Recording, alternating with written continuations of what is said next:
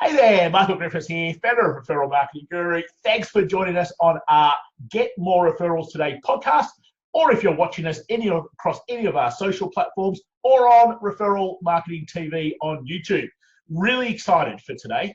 And those that have been around us over the last little bit know my passion around human behavior, human psychology, triggering brain chemicals. In fact, we ran a conference on it just the other week, just on those things. And who happens to pop into our world? Someone who's actually an expert on this. So that makes me really excited to be able to learn more. It absolutely fascinates me how we can lead, influence for the better, never for the worse, when you can trigger various chemicals in people's brains. We are all emotional beings, whether we want to be or not. And this is really just next level type of things that you can have prospects becoming clients much faster. You can have clients wanting to stay with you longer, and you can do great things around your team when you understand some of these things. So that's what we're going to get into today. I have retired Professor Loretta, who is with me. And as I said, that is what Loretta absolutely specializes, is the expert in, and helps people to understand. Loretta, thank you so much for joining us from, I know it's a Sunday evening over there in Northern California, outside of Oakland. So I really appreciate you staying up and jumping on the call with us. It's great to be here. Thanks. Absolute pleasure. So start us off. Most people would not have seen you, heard from you, know much about you. So just fill us in and give us a quick couple of minutes of your background, your story, and let us understand that. Sure. Well, I was a professor of management for 25 years, and I took early retirement, you could say partly because 25 years is long enough to do something, but I was frustrated that my students were not very motivated. And so I decided that I was going to start over and not let the social science model control my thinking and look into the roots of human motivation for myself. And I got really interested in the research on the animal brain. And I really like what you said about how we're all emotional beings, and that emotional brain, it's all chemicals, which is the GPS, the operating system of an animal. And then we have our verbal brain stuck on top, but our verbal brain is not on speaking terms with our animal brain because the animal brain can't process language. So that's why people are so unaware of what their chemicals are doing. And I got really excited about that. And I think people didn't want to hear me give them long lectures all the time, so I started writing books about it. And I really wanted to just write what I believed and not worry about what would sell. Because I was retired, I could do that. Yeah, fantastic. It is absolutely fascinating. And as our Partnership Club tribe know, I've gone down plenty of rabbit holes over the last 9-10 weeks learning this, with hundreds, like 600-700 YouTube videos that's led me to books, that have led me to courses. This is just absolutely fascinating to me. And as a business owner, it is just so powerful to be able to have these things up our sleeve, just really easy, simple things that we could be doing, which we're going to get into, that just it's next level to me compared to what most people know and understand. So let's start off with some at the bottom level and the basics. What are brain chemicals? Give us the 3-4 main ones and what they actually do. And let's start off there as if we've got people who know absolutely nothing at all. Sure. So I talk about the happy chemicals versus the unhappy chemicals, and I write about 4 particular happy chemicals: dopamine, serotonin, oxytocin, and endorphin. So they evolved to reward you for specific survival behaviors. They're not designed to flow all the time for no reason, which is a terrible misconception that the current model is promoting. And they reward behaviors that we would not think of consciously, but when you understand the animal world, animals are very competitive, and when they get ahead, it spreads their genes, And natural selection built a brain that rewards you with a good feeling when you take action that spreads your genes. Now, in the modern world, we're not just trying to spread our genes, but when we take action that promotes our own self-interest, that stimulates those happy chemicals. Yeah. So if you want, I could explain the different job of each of them. Yes, please. Let's go into that so we've got a nice basis. Sure. So dopamine is the expectation of reward. So our ancestors didn't have a refrigerator to get food, so they had to constantly look for the next thing to eat. And that's why dopamine excites you when you see something that you say, that can meet my needs and I can get it. So you need both of those perceptions to get the excitement of dopamine. And then once you get that thing you seek, the dopamine stops because it's not designed to be on all the time. It was designed to motivate our ancestors to look for food again and again and again. So oxytocin is the good feeling of social trust, not the intellectualized, like what I should think and feel. But when an animal is with its herd, then it can let down its guard and it feels protected from predators. But animals are not protected because they're like, oh, I'll die for you. No, they push to be in the center of the herd so someone else gets eaten. And that's just that feeling of, I am safe because I'm in a crowd. Now, we humans know that it's not always safe to follow the herd. So we can learn from bigger-brained animals like monkeys rather than herd animals. Monkeys groom each other's fur, and that stimulates their oxytocin as opposed to just being in a herd. And that's the reciprocal one-to-one trust, like I'll do something for you and you do something for me, and that stimulates oxytocin. So we're always looking for that, and it's not that easy to find because let's say if you groom someone's fur and they don't groom you back, or they don't protect you when a lion attacks, then you get a bad feeling that interferes with your oxytocin circuit, and then you don't feel trust for them anymore.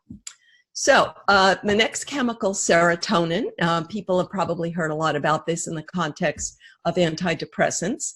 And what you don't hear in today's world is that serotonin rewards an animal for gaining the one-up position. Now, no one consciously admits that they seek the one-up position, no less that they feel good about it, but it's so easy to see that that's how people are, and it's so easy to see in monkeys. So what shocked me when I started studying this is that animals are very hierarchical. They have hierarchies, and they invest all their energy into getting to the next level. And once they do get to the next level, they get mating opportunity. And it all depends on getting to the next level. And that's natural selection. So serotonin is not aggression, but it's a calm feeling that calms the dominant individual because they are able to they're able to act on their impulses, do what they need, and be safe despite competition. Yeah, fantastic. And those that are listening and around us, and if we take some of these thoughts and processes and you go, why do people want to pass you referrals? Why do people want to be in your network? Why do people want to do business with you? And you can start to see that there's a lot of this, that if you can do a great job around building trust, around bonding, around how you make someone else feel, then all of a sudden they're going to want to help you more. They're going to remember you more. They're going to talk about you more. So straight away, there is just so much good use in what Loretta's going through, just that little piece. And the big difference is for most people, especially if they're a good people person, they probably just do this naturally. But imagine that you actually now consciously know why something is happening, that you can then use it to even more of an advantage and now have a conscious plan in place rather than just do it without really knowing what's taking place. Yeah, it's fascinating. Okay, yes. Great. And I might just add, if you think you're not a good people person, that you could also use that to your advantage, because you know that what a person is really looking for is trust. And authentic trust is more appealing than fake trust. And so if you're offering real trust, you can have the confidence in that. Yeah, love it. Fantastic. So let's take the things that you've just spoken about there, and if there were sort of 2 or 3 things that as you went down sort of this rabbit hole of this path and this study and started writing about it, that just it sort of just amazed you, what would 2 or 3 of those things be? And it might be hard just to find 2 or 3 of those things these days, but what sort of has stood out in your journey here of the path you've gone down and what you've been finding that you can share with us? Well, first, I already mentioned that mammals are very hierarchical and they compete over status. And they compete to be in the dominant position, and then when they are, they may not even want the resource, but it's just getting the dominant position. It's like money in the bank for an animal because they can't have money in the bank. But if they're in the dominant position, then they know that they're going to be first in line on some future date. So it's like, oh my gosh, so that's where people get this. And one thing about it is we drive ourselves crazy more than necessary when you know it's just your mammal brain creating this competitiveness. Then if you're overdoing it, then you could just tell yourself it's not real, it's just chemicals. The chemicals are controlled by old pathways. Whatever triggered your serotonin when you were young, built the pathway that triggers it today until you build a new pathway. So we don't have to drive ourselves crazy over competitiveness. We can decide when we're going to focus on it and when we're not going to focus on it. Yeah, nice. Let's take it from, so a few weeks ago when we were our partnership club trying to work together, I got them to simply find 10 people in their network and send them a simple little message. Hope you have an amazing day. What does that do when we do something just as simple? We're not expecting a response back. We don't need a response back, but we're just simply making other people around us feel good. Talk to me a little bit about that and what's actually happening and what chemicals being created and what then flow-on effect does that end up having for people? Well, so we're all born with billions of neurons, but almost no connections between them. So our neural pathways get built from experience. So we're all born helpless, and humans are helpless far longer than animals. Animals grow up overnight, but humans, like the whole foundation of your brain is built when you're a helpless child. So we all have that sort of core insecurity. So that's why we all like attention. Because when you're a child, attention is like a life or death thing. Like a baby really would die if it didn't keep reminding you of its needs, you know. So, so people do like attention, but part of the trust is like over time, you have to feel that it's authentic attention. You know, if you feel like someone is courting you in an inauthentic way, or if it's happened to you in the past. So the other thing is, are threat chemicals. In the past, if your trust was betrayed, then cortisol is released. Cortisol is the stress chemical, builds a huge circuit that tells you, don't trust in this situation. So our brain is designed to not touch a hot stove twice. So once you touch a hot stove, anytime you see anything like it, your cortisol turns on, and that's your natural alarm system. So that's why people have legitimate reasons for not trusting us, because they've been burned in the past. And it's important to help them learn that you're trustworthy. That's really asking them to build a new oxytocin circuit. And that doesn't build easily in adulthood. So it takes time, it takes repetition, it takes, I think, some authenticity. Yeah, fantastic. From what you've gone through, what you've written, a lot of other people who are watching us today are coaches, consultants, professional service type businesses. How could they be using aspects of triggering brain chemicals and the brain chemicals, whether it's for themselves or their clients or their staff team around them? What are some of the things that they could be starting to understand and learn that they could probably start using sooner rather than later? So the idea that the good feeling of dopamine is what makes you feel like your effort is worthwhile.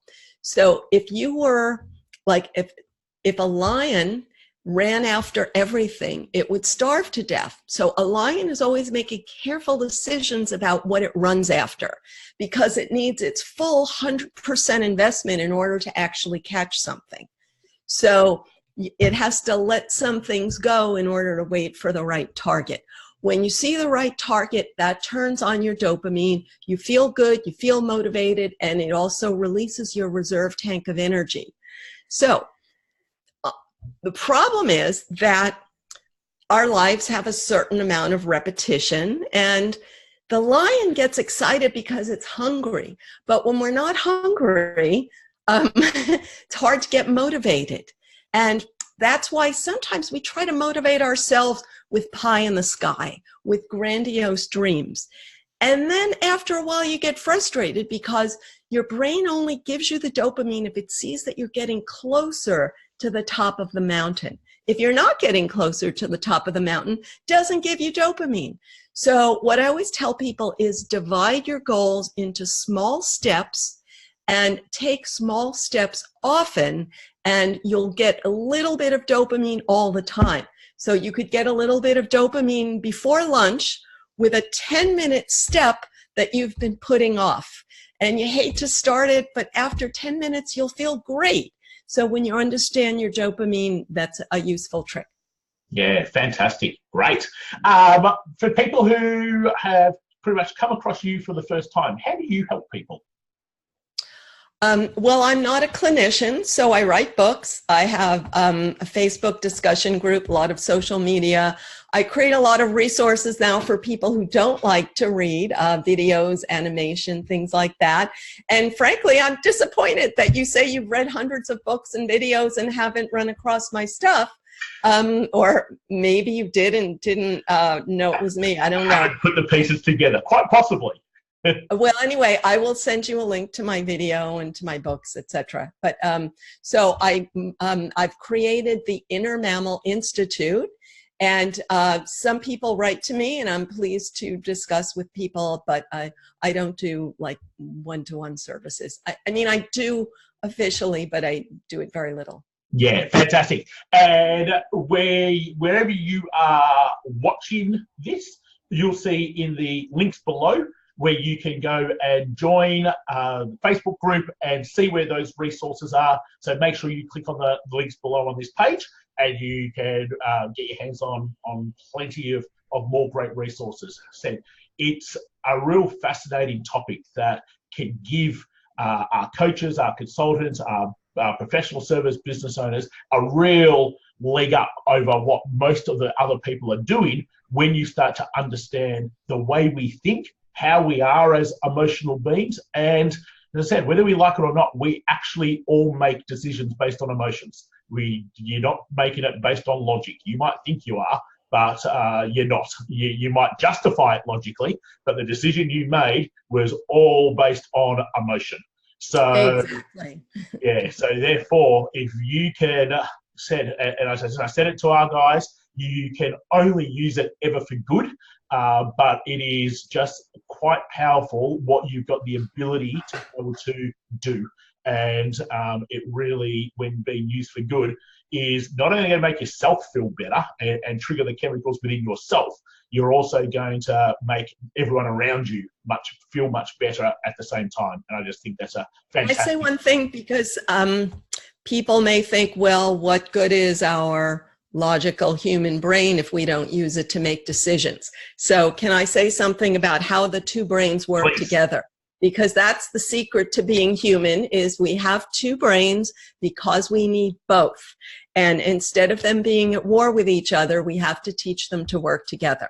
So the human brain, the human cortex, the part of the brain that no animal has is this huge cortex that we have. But that is not directly connected to your body. In between, you have this limbic system, which is things people have heard of, like the amygdala, hippocampus, hypothalamus. So that's between your human cortex and your spine. So that's like the intermediate, like you have to go through your animal brain to get from your human brain to your body. So anytime you take action, it's because your human brain and your animal brain have worked together. Now, the human brain is the only part that could use language. So I call it your internal public relations agency, because it's always spinning things to try to make you look good and feel good about yourself. But it's not really the full story, because it's filtering things to make you look good. So what is the full story?